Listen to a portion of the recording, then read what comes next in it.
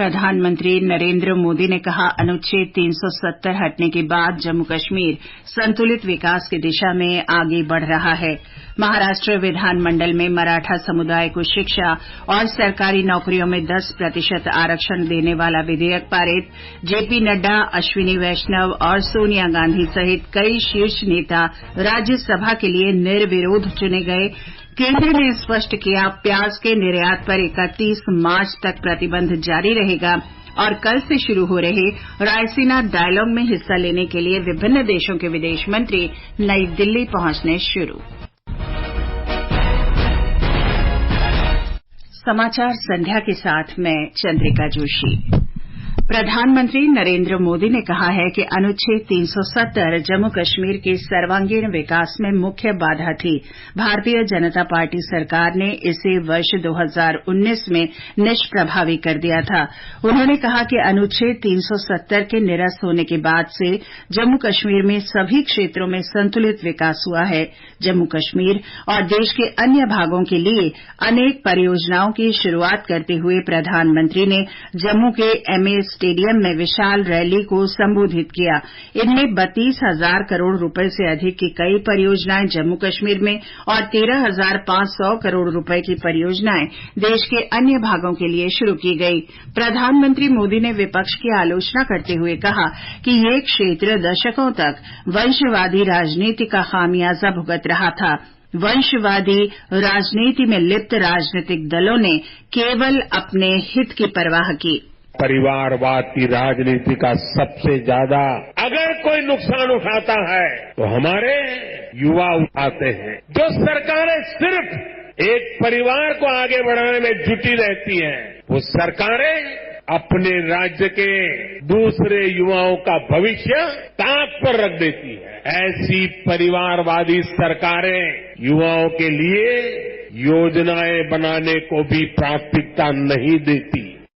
प्रधानमंत्री ने कहा कि अनुच्छेद 370 हटने के बाद पहली बार जम्मू कश्मीर के आम लोगों को संविधान में निहित सामाजिक न्याय का आश्वासन मिला। प्रदेश के विकास में सबसे बड़ी दीवार आर्टिकल 370 की थी।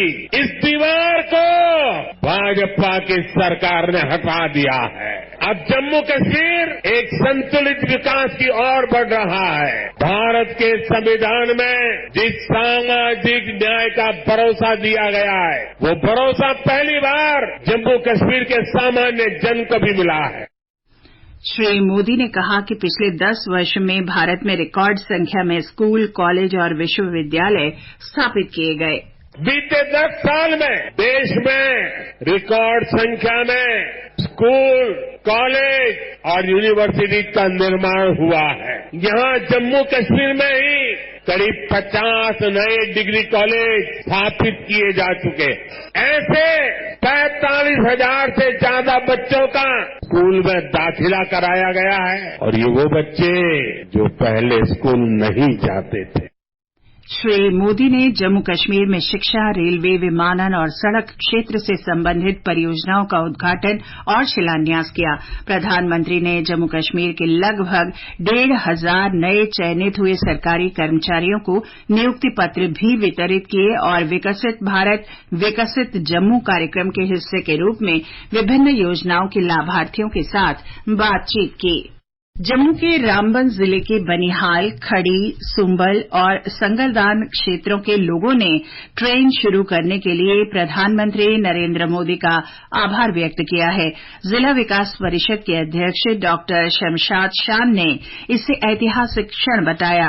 संगलदान से कश्मीर तक पहली यात्री रेलगाड़ी से यात्रा करने वाले पर्यटकों और स्थानीय लोगों ने बर्फ से ढके दृश्यों को देखकर सुखद अनुभव किया।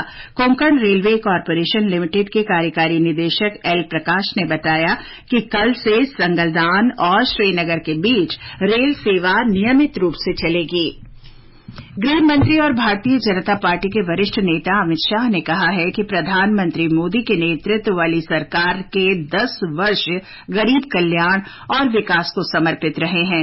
राजस्थान के उदयपुर में आज कार्यकर्ता सम्मेलन को संबोधित करते हुए श्री अमित शाह ने केंद्र सरकार की ओर से किए गए विकास के कार्यों का उल्लेख किया। मोदी जी ने 10 साल के अंदर देश के 25 करोड़ गरीबों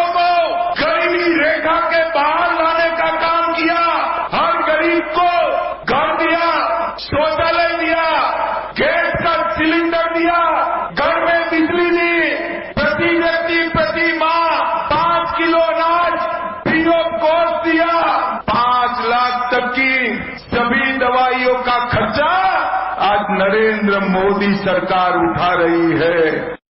श्री अमित शाह ने कहा कि देश में मोदी सरकार बनने के बाद कश्मीर से अनुच्छेद 370 हटाने का ऐतिहासिक काम किया गया। देश की अर्थव्यवस्था 11वें स्थान से 5वें स्थान पर आ चुकी है। वाणिज्य और उद्योग मंत्री पीयूष गोयल ने कहा है कि भारतीय अर्थव्यवस्था को आगे बढ़ाने में उत्तर प्रदेश महत्वपूर्ण भूमिका निभाएगा। लखनऊ में ग्राउंड ब्रेकिंग समारोह के दूसरे दिन एफडीआई सम्मेलन में श्री पीयूष गोयल ने कहा कि पिछले 8 वर्ष में प्रदेश की दिशा और दशा दोनों बदल गई हैं। मुख्यमंत्री योगी आदित्यनाथ ने कहा कि उत्तर प्रदेश बीमारू राज्य की श्रेणी से बाहर आ गया है। ये समाचार आकाशवाणी से प्रसारित किए जा रहे हैं। ताजा समाचार जानने के लिए आप हमारे Twitter handle @AIR News Hindi को फॉलो कर सकते हैं। ये आकाशवाणी है। महाराष्ट्र विधानमंडल ने आज मराठा आरक्षण बिल 2024 पारित कर दिया। विधानसभा और विधान परिषद दोनों सदनों में मुख्यमंत्री एकनाथ शिंदे ने ये विधेयक रखा। इससे शिक्षा और नौकरियों में मराठा समुदाय के लिए 10% आरक्षण का प्रावधान है। महाराष्ट्र सरकार ने मराठा समुदाय के पिछड़ेपन की जांच के लिए नियुक्त शुक्री आयोग की रिपोर्ट स्वीकार कर ली है। मुंबई में आज राज्य मंत्रिमंडल की बैठक में ड्राफ्ट रिपोर्ट को मंजूरी दे दी गई। महाराष्ट्र के मुख्यमंत्री एकनाथ शिंदे जी ने आज राज्य विधानमंडल और विधान परिषद दोनों के विशेष सत्र में महाराष्ट्र राज्य सामाजिक एवं शैक्षणिक रूप से पिछड़ा वर्ग विधेयक 2024 पेश किया। शिंदे जी ने कहा कि नए विधेयक में मराठा आरक्षण खारिज करते हुए सुप्रीम कोर्ट द्वारा दिए गए निष्कर्षों का विचार किया गया है। शिंदे जी ने यह आश्वासन भी दिया कि यह आरक्षण सुप्रीम कोर्ट में भी बरकरार रखने के लिए विशेषज्ञ कानूनी वकील की मदद ली जा रही है। मुख्यमंत्री ने आश्वस्त किया कि इस विधेयक से अन्य पिछड़े वर्गों या अन्य सामाजिक समूहों के साथ अन्याय किए बिना मराठा समाज को आरक्षण दिया जाएगा। शैलजा तिवले, आकाशवाणी समाचार, मुंबई।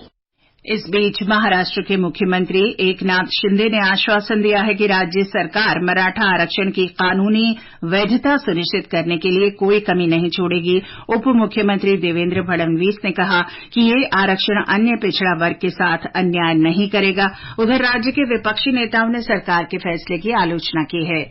सिक्किम मंत्रिमंडल ने आज विभिन्न विभागों में अस्थायी आधार पर कार्यरत लोगों को नियमित करने के लिए 22,746 पदों के सृजन को मंजूरी दी है। इसके अलावा शिक्षकों के नियमितीकरण के लिए शिक्षा विभाग में 1,948 पद आवंटित किए गए हैं। भारतीय जनता पार्टी अध्यक्ष जेपी नड्डा और पार्टी के 3 उम्मीदवारों को आज गुजरात से राज्यसभा के लिए निर्विरोध निर्वाचित किया गया। इनमें श्री नड्डा के अलावा गोविंद भाई ढोलकिया, जसवंत सिंह परमार और मयंक नायक शामिल हैं। मध्य प्रदेश की 5 राज्यसभा सीटों के लिए भाजपा के 4 उम्मीदवार केंद्रीय सूचना और प्रसारण राज्य मंत्री डॉक्टर एल मुरुगन, उमेश नाथ महाराज, बंसी लाला गुर्जर और श्रीमती माया नारोलिया तथा कांग्रेस के अशोक सिंह निर्विरोध चुने गए हैं। राजस्थान से भारतीय जनता पार्टी के 2 उम्मीदवार चुन्नीलाल गरासिया, मदन राठौर और कांग्रेस की सोनिया गांधी को निर्विरोध निर्वाचित घोषित किया गया। केंद्रीय मंत्री अश्विनी वैष्णव और बीजू जनता दल के देवाशीष सामंत्रे और सुभाशीष खुंटिया को ओडिशा से निर्विरोध चुना गया है। महाराष्ट्र में राज्यसभा के लिए 6 उम्मीदवार निर्विरोध चुने गए। भारतीय जनता पार्टी से अशोक चव्हाण, मेधा कुलकर्णी और डॉक्टर अजीत गोपछड़े तथा राष्ट्रवादी कांग्रेस पार्टी से प्रफुल्ल पटेल, कांग्रेस के चंद्रकांत हंडोरे और शिवसेना के मिलिंद देवड़ा निर्विरोध चुने गए हैं।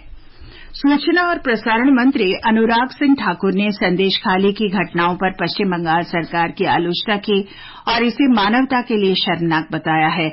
उन्होंने कहा कि जिस राज्य के मुखिया महिला मुख्यमंत्री हों, उस राज्य में महिलाओं पर अत्याचार शर्मनाक है। प्रेस रिपोर्टर पर हुए हमले पर टिप्पणी करते हुए श्री ठाकुर ने कहा कि प्रेस की आजादी को दबाया नहीं जाना चाहिए। इस बीच राष्ट्रीय मानवाधिकार आयोग ने पश्चिम बंगाल में टीवी पत्रकार की गैर कानूनी हिरासत की शिकायत पर आज स्वतः संज्ञान लिया है। राष्ट्रीय मानवाधिकार आयोग ने पश्चिम बंगाल के पुलिस महानिदेशक को नोटिस जारी कर 2 सप्ताह के भीतर रिपोर्ट सौंपने का निर्देश दिया। ये समाचार हमारी वेबसाइट newsonair.gov.in और हमारे mobile app news on AIR पर भी उपलब्ध हैं। समाचार संध्या में आपका फिर स्वागत है। केंद्र ने स्पष्ट किया है कि प्याज के निर्यात पर 31 मार्च तक प्रतिबंध जारी रहेगा। घरेलू उपभोक्ताओं को किफायती दर पर प्याज की उपलब्धता सुनिश्चित करने के लिए पिछले वर्ष 8 दिसंबर को 31 मार्च तक प्याज के निर्यात पर रोक लगा दी गई थी। खरीफ की आवक में देरी, निर्यात की गई प्याज की मात्रा और प्याज के प्रमुख उत्पादक देशों तुर्की, मिस्र और ईरान से व्यापारिक प्रतिबंधों को ध्यान में रखते हुए सरकार ने ये निर्णय लिया था। किसानों के हितों को ध्यान में रखते हुए सरकार मूल्य स्थिरीकरण कोष के अंतर्गत किसानों से लगातार प्याज खरीद रही है। प्रधानमंत्री मोदी कल दिल्ली में रायसीना संवाद के 9वें संस्करण का उद्घाटन करेंगे। ग्रीस के प्रधानमंत्री किरियाकोस मित्सोटाकिस मुख्य अतिथि होंगे और मुख्य भाषण देंगे। 3 दिन के संवाद में केंद्रीय मंत्री, पूर्व राष्ट्राध्यक्ष और सरकारों के प्रमुख, सैन्य कमांडर, उद्योग जगत और प्रौद्योगिकी के प्रमुख, शिक्षाविद, पत्रकार और रणनीतिक मामलों के विशेषज्ञ सहित 100 से अधिक देशों के प्रतिनिधि शामिल होंगे। भूटान, लिथुआनिया और एस्टोनिया के विदेश मंत्री कार्यक्रम में शामिल होने के लिए दिल्ली पहुंच गए हैं। कश्मीर घाटी में ऊपरी इलाकों के साथ साथ मैदानी इलाकों में भी आज मध्यम से तेज बर्फबारी हुई है। पिछले 2 दिन से लगातार बारिश के बाद श्रीनगर शहर में भी बर्फबारी जारी है। मध्य कश्मीर के प्रसिद्ध पर्यटन स्थल सोनमर्ग में भी भारी बर्फबारी देखने को मिल रही है। बर्फबारी के कारण राज्य को देश के अन्य हिस्सों से जोड़ने वाले प्रमुख सड़क मार्ग अवरुद्ध हो गया है। और अंत में मुख्य समाचार एक बार फिर। प्रधानमंत्री मोदी ने कहा, अनुच्छेद 370 हटने के बाद जम्मू कश्मीर संतुलित विकास की दिशा में आगे बढ़ रहा है। महाराष्ट्र विधानमंडल में मराठा समुदाय को शिक्षा और सरकारी नौकरियों में 10% आरक्षण देने वाला विधेयक पारित। जेपी नड्डा, अश्विनी वैष्णव और सोनिया गांधी सहित कई शीर्ष नेता राज्यसभा के लिए निर्विरोध चुने गए। केंद्र ने स्पष्ट किया, प्याज के निर्यात पर 31 मार्च तक प्रतिबंध जारी रहेगा और कल से शुरू हो रहे रायसीना संवाद में हिस्सा लेने के लिए विभिन्न देशों के विदेश मंत्री नई दिल्ली पहुंचने शुरू। इसके साथ ही समाचार संध्या का ये अंक समाप्त हुआ। नमस्कार।